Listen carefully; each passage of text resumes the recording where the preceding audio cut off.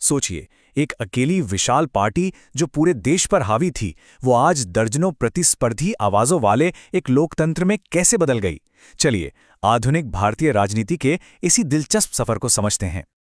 तो सवाल ये उठता है कि दुनिया का सबसे बड़ा लोकतंत्र आखिर 70 सालों में इतना कैसे बदल गया।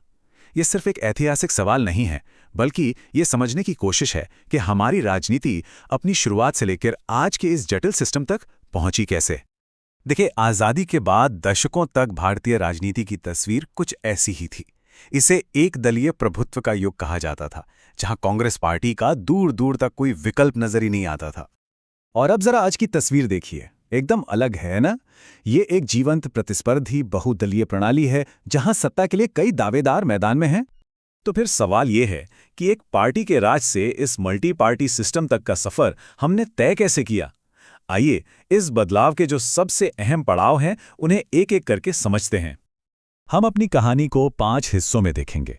पहले कांग्रेस के एक छत्र राज से शुरू करेंगे, फिर क्षेत्रीय आवाजों के उठने को समझेंगे, 1989 के उस बड़े मोड़ पर आएंगे, पहचान की नई राजनीति को जानेंगे और आखिर में गठबंधन के युग पर बात खत्म करेंगे।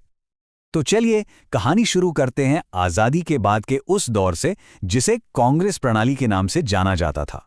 एक बहुत ही यूनिक पॉलिटिकल सिस्टम था ये। इसको ना ऐसे समझिए, भारत था तो एक लोकतंत्र, लेकिन कांग्रेस पार्टी एक बहुत बड़े छाते की तरह थी, जिसके नीचे लगभग हर विचारधारा के लोग आ जाते थे। नतीजा, असली राजनीतिक लड़ाई दूसरी पार्टियों से कम और कांग्रेस के अंदर ही ज्यादा होती थी। लेकिन इस विशाल छाते के नीचे भी सब कुछ ठीक नहीं था। पटेल जैसे शक्तिशाली नेताओं का मानना था कि पार्टी को सबको साथ लेकर चलने की बजाय ज्यादा डिसिप्लिन होना चाहिए, और ये एक तरह से अंदरूनी दरार का पहला संकेत था। इस सिस्टम को पहली बड़ी चुनौती मिली 1959 में। तब केंद्र सरकार ने केरल की चुनी हुई कम्युनिस्ट सरकार को बर्खास्त कर दिया था। इस एक घटना ने दिखा दिया कि केंद्र कितना ताकतवर है, और इसने भविष्य में केंद्र और राज्यों के बीच होने वाले टकराव की नींव भी रख दी। और वो टकराव जल्द ही सामने आने लगे। केंद्र की इस मजबूत पकड़ को देश के अलग अलग कोनों से उठी क्षेत्रीय आवाजों ने चुनौती देना शुरू कर दिया था। आप देखिए, कश्मीर में शुरुआत से लेकर फिर नॉर्थ ईस्ट और पंजाब के आंदोलनों तक अलग अलग क्षेत्रीय पहचानें ज्यादा राजनीतिक आज़ादी और अपनी पहचान को मान्यता देने की मांग करने लगी। और इस पूरे दौर से एक बहुत जरूरी सबक सीखने को मिला, जो इस एक लाइन में छिपा है। एक बड़ा लोकतंत्र क्षेत्रीय आवाजों को दबाकर नहीं, बल्कि उन्हें अपने साथ लेकर ही आगे बढ़ सकता है।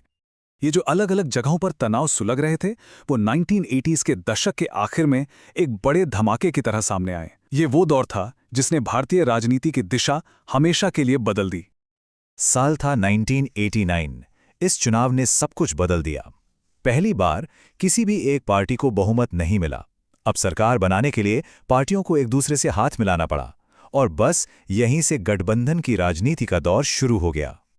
इस बड़े बदलाव के पीछे एक और बड़ा कारण था सरकार का मंडल आयोग की रिपोर्ट को लागू करने का फैसला। इस एक फैसले ने जातिगत पहचान को नेशनल पॉलिटिक्स के सेंटर में ला खड़ा किया, और इसी फैसले ने एक नई तरह की राजनीति के लिए दरवाजे खोल दिए। अब राजनीति सिर्फ बड़ी बड़ी विचारधाराओं पर नहीं, बल्कि खास सामुदायिक पहचानों के आसपास भी होने लगी थी। बीएमसीएफ जैसे संगठनों और बीएसपी जैसी पार्टियों ने हाशिए पर पड़े समुदायों को लामबंद किया और राजनीतिक सत्ता में अपनी एक बड़ी हिस्सेदारी की मांग की। ये एक बहुत बड़ा शिफ्ट था। जाति के साथ साथ धर्म भी राजनीति का एक शक्तिशाली केंद्र बन गया। अयोध्या विवाद ने राजनीतिक बहस को एक नया मोड़ दिया। इससे एक लंबा कानूनी और राजनीतिक संघर्ष शुरू हुआ, जो भारतीय संविधान के धर्मनिरपेक्ष सिद्धांतों की एक तरह से परीक्षा भी ले रहा था। तो ये जो नई राजनीति थी, जिसमें पहचानें बटी हुई थीं और क्षेत्रीय दल बहुत ताकतवर हो गए थे, ये असल में दिखती कैसी थी? ये टेबल पूरी कहानी साफ कर देती है। जरा देखिए कि कैसे राष्ट्रीय पार्टियों की सीटें ऊपर नीचे होती रहीं, लेकिन जो अन्य का कॉलम है, जिसमें क्षेत्रीय दल शामिल हैं, वो हमेशा मजबूत रहा। यही वो दौर था जब केंद्र में सरकार बनाने के लिए गठबंधन करना एक जरूरत बन गया था, कोई चॉइस नहीं। तो कुल मिलाकर भारतीय लोकतंत्र ने अपनी विशाल विविधता को अपनाया। हाँ, राजनीति ज्यादा बटी हुई दिखी, लेकिन शायद ये अपनी अनेक आवाजों को पहले से बेहतर तरीके से पेश कर पा रही थी। तो ज्यादा पार्टियां, ज्यादा आवाजें, क्या ये हमारे लोकतंत्र को और ज्यादा पेचीदा बनाती हैं या फिर और ज्यादा मुकम्मल? ये वो बड़ा सवाल है जो भारत की राजनीतिक कहानी को आज भी लिख रहा है और आगे भी लिखेगा।